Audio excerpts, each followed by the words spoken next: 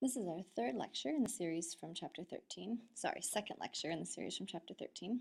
And this lecture is on solar energy. So this is a graphic from your textbook that shows where the different types of energy come from.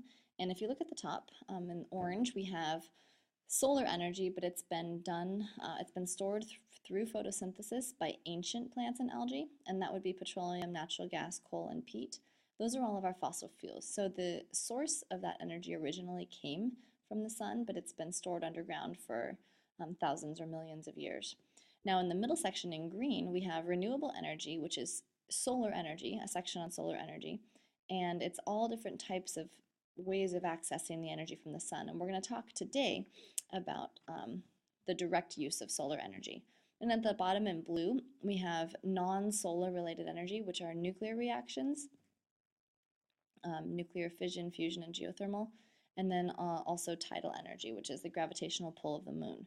So we are not going to really get into those. We've learned about nuclear already. We'll talk a little bit about geothermal. We're going to skip over tidal this time. You can look at that one on your own. And so let's get going on with solar energy. So the different types of renewable energy are solar, hydrologic, wind energy, biomass, and geothermal. And all of these are going to be discussed in different lectures.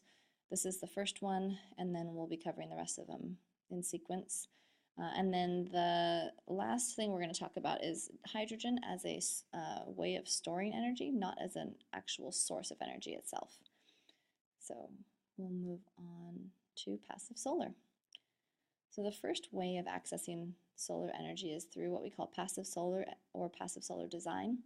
And this is a method that was used as far back as, well, way back by the Egyptians, but then we have good records of the Romans using passive solar design to heat their bathhouses.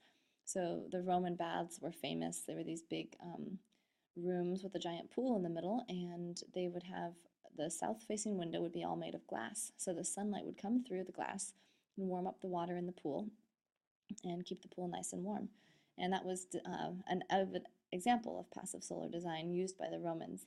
They actually had laws that made it illegal to block another person's sun since they relied so heavily on solar energy to keep their houses warm.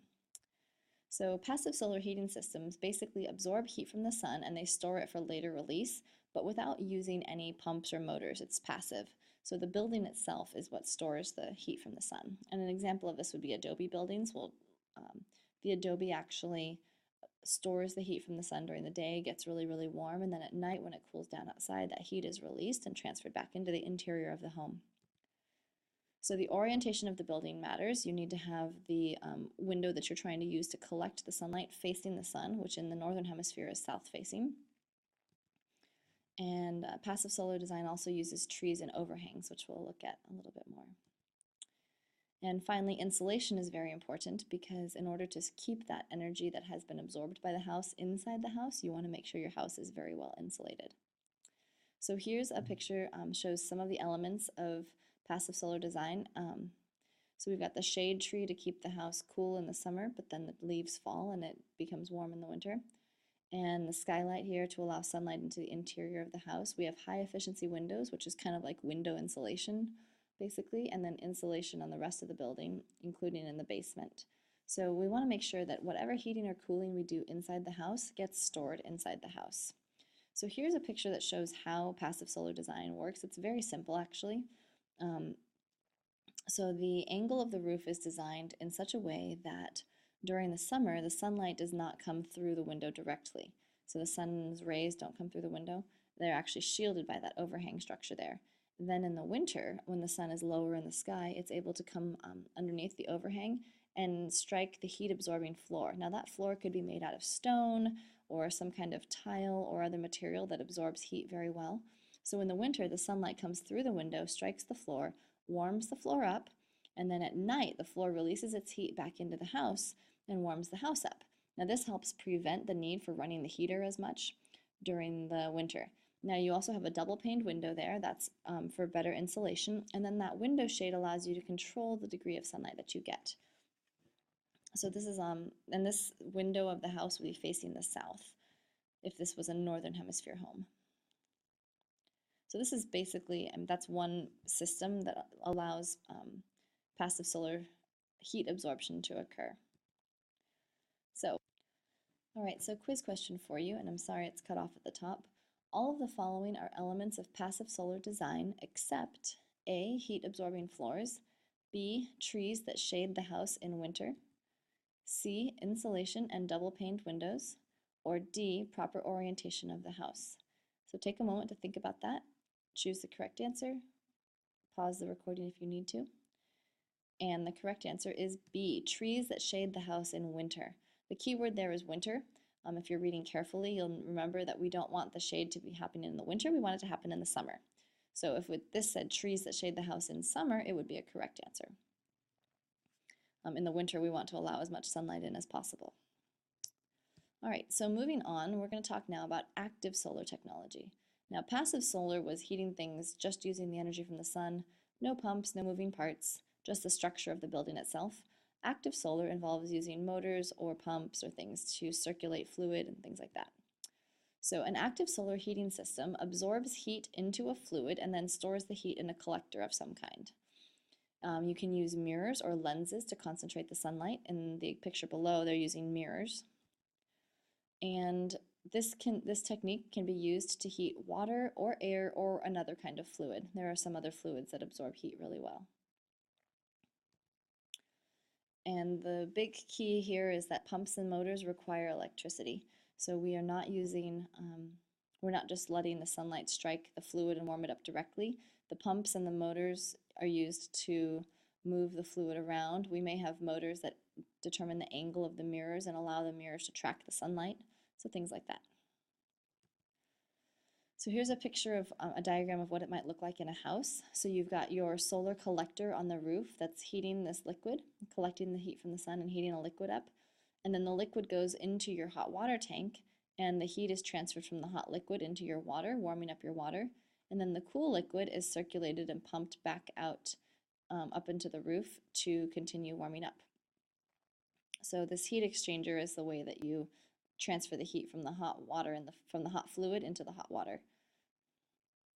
And then you have hot water to use in your house. So this is a way of heating your water using the sun's energy rather than electricity or gas. Now here's another really interesting application of active solar technology. This is called GemaSolar. It's in Andalusia in Spain.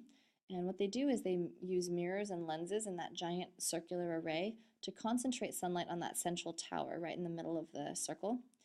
And what happens is the energy from the sun that's captured in that tower is stored in molten salt. So salt that has been heated up so hot that it's melted, and that's around 500 degrees Celsius. And then they use the heat from the molten salt to produce steam 24 hours a day. So even though the sun is only shining in this region for about 8 or 12 hours a day, the heat is great enough that you can produce steam 24 hours a day. That steam is then used to turn a turbine and produce electricity.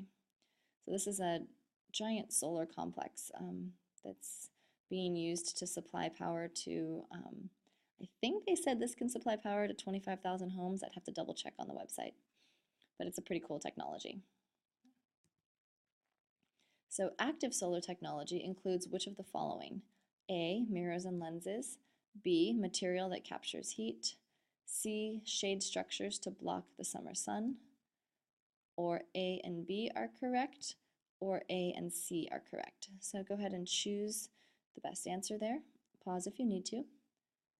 And the correct answer is A and B. So active solar technology uses mirrors and lenses and a material that captures the heat. We don't want to block the summer sun because we are trying to capture as much of the sun's energy as possible in this type of technology.